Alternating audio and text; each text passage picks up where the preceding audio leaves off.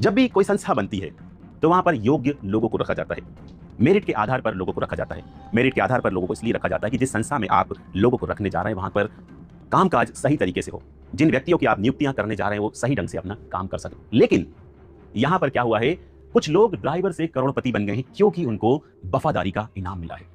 कोई भी जो नियुक्तियां हुई हैं वहां पर किसी भी तरह की कोई भी योग्यता नहीं देखी गई, सिर्फ ये देखा गया कि वो उस ट्रस्ट में जो सर्वे सर्वा हैं उनके कितने करीबी हैं। सबसे पहला नाम आता है रामशंकर यादव, यानी कि टिन्नू यादव। आज देश विदेश में जितने भी लोग बैठे हुए, राम भक्त बैठे हुए, वो सब लोग इन टिन्नू यादव यानी कि रामशंकर यादव को बहुत ही अच्छी तरीके से पहचानने लगे। ये कभी चंपत राय के पर्सनल ड्राइवर हुआ करते थे। चंपत राय इनकी मर्जी के बिना मंदिर का पत्ता भी नहीं हिलता था। रामशंकर यादव यानी कि टिन्नू यादव जो कि कभी चंपत राय के ड्राइवर हुआ करते थे, उनके पास मंदिर की पूरी जवाबदारियां थी। टिन्नू यादव के हाथ में सब कुछ था।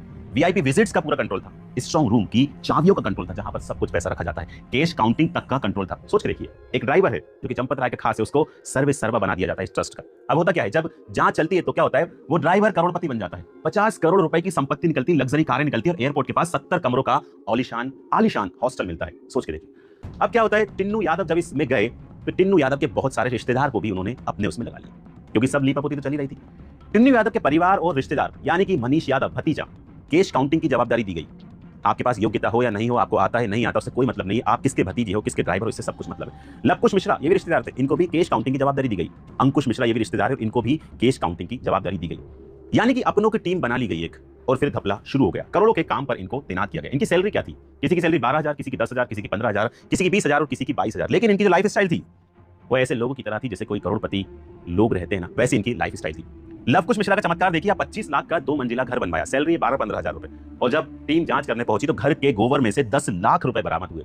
किसी की मेहनत का पैसा होता है ना, वो इस तरह से गोबर में कभी नहीं रखता। मनीष यादव के पास जो कि कैश काउंटिंग में लगे थे, 36 लाख रुपए कैश बरामद किए गए।